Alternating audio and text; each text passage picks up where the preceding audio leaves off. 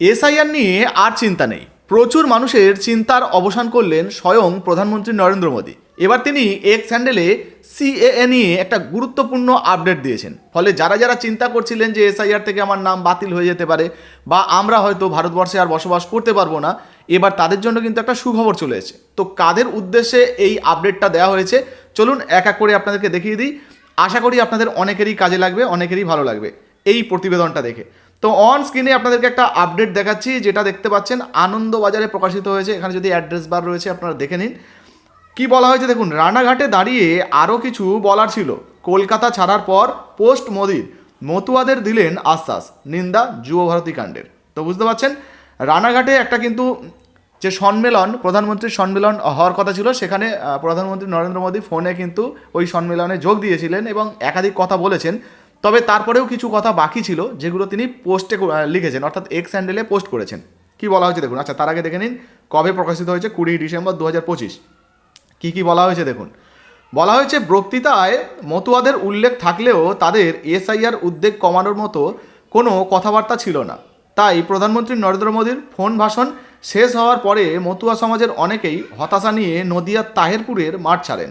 অর্থাৎ যে সমস্ত মতুয়া বা নমশূদ্র যারা ছিলেন তারা কিন্তু নদিয়ার এই তাহেরপুরে যে মিটিং ছিল প্রধানমন্ত্রীর, সেই মিটিংয়ে গিয়েছিলেন হয়তো এসআইআরে যাতে একটা সুরাহা হয়, সাধারণ মানুষ এই সমস্ত মানুষদের যাতে চিন্তার অবসান হয়, সেই চিন্তাভাবনা নিয়ে তারা কিন্তু গিয়েছিলেন। কিন্তু ভাষণে তেমন কোনো গুরুত্বপূর্ণ আপডেট তারা না পেয়ে এই যে প্রধানমন্ত্রীর ভাষণ শেষ হওয়ার পরে তারা কিন্তু অনেকেই মাঠ ছেড়ে চলে আসে। তবে তারপরেও একটা গুরুত্বপূর্ণ আপডেট চলে এসছে। দেখুন, বলা হয়েছে, রাজনৈতিক শিবিরে কাটাছেঁড়া শুরু হয়ে গিয়েছিল পুরোদমে। যুবভারতী প্রসঙ্গেও তার নীরবতা বিস্তৃত করেছিল অনেককে। সন্ধ্যায় সেই সব না বলার প্রসঙ্গ একে একে লিখে এক্স হ্যান্ডেলে পোস্ট করলেন মোদী।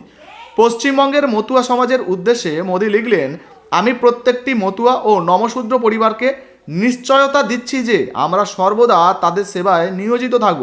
যুবভারতী কাণ্ড নিয়েও লিখিত আক্রমণ শানালেন তৃণমূলকে। তো বুঝতে পারছেন, যে সমস্ত নমশূদ্র রয়েছেন বা মতুয়া সম্প্রদায় রয়েছেন, প্রধানমন্ত্রী কিন্তু তাদেরকে নিশ্চয়তা দিচ্ছেন যে তাদের সেবায় প্রধানমন্ত্রী বা কেন্দ্রীয় সরকার নিয়োজিত থাকবে। ফলে এখান থেকে একটা পরিষ্কার জিনিস আপনারা বুঝতেই পারছেন যে এই যে এসআইআর নিয়ে যারা চিন্তা করছিলেন, আশা করি তাদের চিন্তার কিছুটা হলেও অবসান হবে। সেই নিয়েও কিন্তু একটা ছোট্ট আপডেট রয়েছে, আপনাদেরকে দেখিয়ে দিচ্ছি। এই যে দেখুন, বলা হয়েছে, শনিবার বিকেল 12:45 মধ্যে তাহেরপুরে মোদির কর্মসূচি মিটে যাওয়ার কথা ছিল, কিন্তু খারাপ আবহাওয়ার কারণে হেলিকপ্টার তাহেরপুরে নামতে না পারায় কলকাতা বিমানবন্দরে ফিরে এসে ফোনে ভাষণ দেন মোদী। 1:45 নাগাদ তার ভাষণ শেষ হয়, কিন্তু তারপরে ঘন্টা 5 কাটল না। পশ্চিমবঙ্গের উদ্দেশ্যে আরও কিছু বার্তা দিলেন তিনি। সন্ধ্যা 6:25 এক্স হ্যান্ডেলে একগুচ্ছ পোস্টের মাধ্যমে সেই বার্তা এলো, যা শুরুতেই প্রধানমন্ত্রী লিখলেন, আরও কিছু বলার বিষয় ছিল যা আমি রানাঘাটে বলতাম, কিন্তু আবহাওয়ার কারণে আমি সশরীরে সভায় হাজির হতে পারিনি।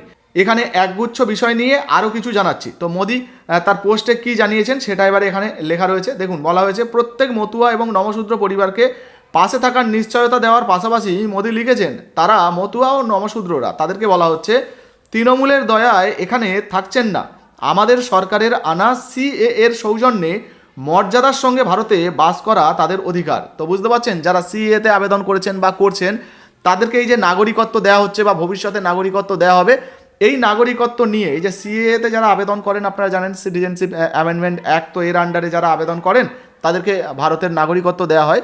তো যারা যারা আবেদন করছেন, এই যে সেই জন্য পরিষ্কারভাবে বলা হয়েছে, দেখুন, যে সিএ এর সৌজন্যে মর্যাদার সঙ্গে ভারতে বাস করা তাদের অধিকার। অর্থাৎ সিএতে আবেদন করলে তাহলে নাগরিকত্ব দেওয়া হবে, আর সেইটার জন্যই সেই সিএ সৌজন্যে ভারতে মর্যাদার সঙ্গে যাতে বাস করতে পারে সেটা কিন্তু ওই সমস্ত নাগরিকদের অধিকার। মানে বুঝতেই পারছেন, যারা আবেদন করেছেন বা করছেন তাদেরকে কিন্তু প্রত্যেককে নাগরিকত্ব দেওয়া হবে, এমনটাই কিন্তু একটা আপডেট চলে এসেছে। এখানে নিশ্চিতভাবে কিছু বলা হয়নি, তবে যতটুকু পরিষ্কারভাবে এখানে বোঝা যাচ্ছে, এই যে ভালোভাবে দেখে নিন, আমাদের সরকারের আনা সিএ এর সৌজন্যে মর্যাদার সঙ্গে ভারতে বাস করা তাদের অধিকার। তো বুঝতে পারছেন, যাতে সিএতে আবেদন করলে নিশ্চয়ই তাদেরকে নাগরিকত্ব দেওয়া হবে, সেই জন্যই তো তারা মর্যাদার সঙ্গে ভারতবর্ষে বসবাস করতে পারবে, তাই না?